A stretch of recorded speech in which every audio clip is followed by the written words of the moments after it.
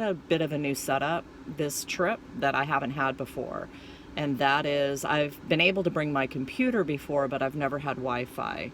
So I was going to give my 2 cents on the Verizon Hotspot program that I signed up for. So when I just moved up to the mountains, there is no satellite availability, there's no cable availability hookup up there. And so what I had to look into was doing a hotspot, and the best signal service-wise in that location is Verizon.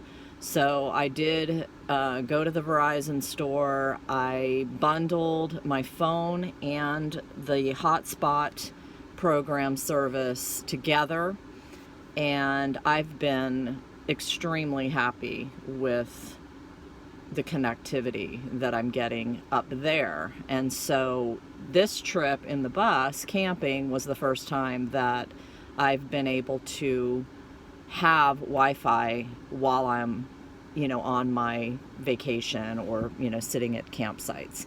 And so I've always brought my computer for various reasons, to just putz around or do a file or type something, write, whatever. But this time I actually brought my little 20-inch television set and my computer, and I haven't so much done Wi-Fi on the computer yet, but I thought, I could do some video upload and stuff today, which I'm going to try. But I have been watching endless YouTube videos since I got here yesterday. So the system that I've got is this little Orbic, is what I think the name of it is. And together, the package costs me $100 a month in service after the initial setup. So I paid $175 for the hotspot equipment. I guess they call this a puck. And so $175 for the puck.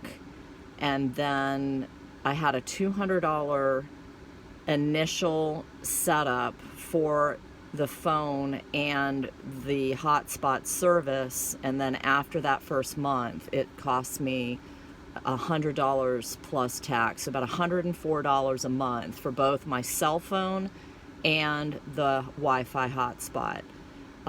The amount of data that I get on each is 15 gig on my phone and 50 gig on the hotspot. The first month that I had the hotspot, I felt like I was barely using any data. And I just rolled over 3 days ago to my second month of service.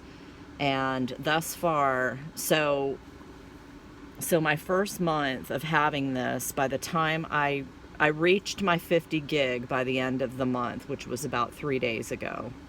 But I felt like I was using it very slowly, maybe because I was afraid I was going to cycle through it really fast. So I was being conservative on how much I was watching on TV.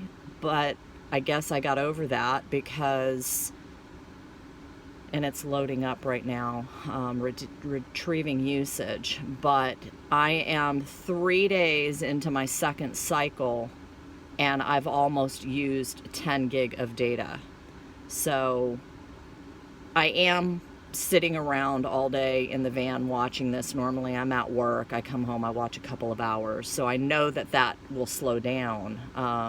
9.5 gig is what it's showing right now, and 25 days. So I'm 5 days into my cycle and I've used almost 10 gig. So I feel like I've used a lot more in the first few days of this cycle than I did when I first got it, and I was probably being conservative. The other thing that I noticed today was that my phone had switched on to have Wi-Fi connected on my phone, and I don't want that because I've got enough data on my phone to surf without being on Wi-Fi with the 15 gig. And so maybe some of the usage on the hotspot was also coming from the fact that my phone is drawing from Wi-Fi. I'm not a techie. I give you my son's phone number if you want to know everything about everything. But at least that's my understanding of it. So I had checked my phone, noticed that my phone was on Wi-Fi as well, and I switched that off. And maybe some of the usage over the last couple of days is the fact that I've been using my phone in a conjunction with this while I'm watching TV, because I'm multitasking, and I used a little bit more data. So long story short, my opinion thus far of the Verizon hotspot and cell phone is 2 thumbs up for me. I watch quite a bit of YouTube. That's my source of entertainment, and so it's refreshing for me to have that as an option, to be sitting here, especially yesterday. It poured rain all day yesterday when I was here.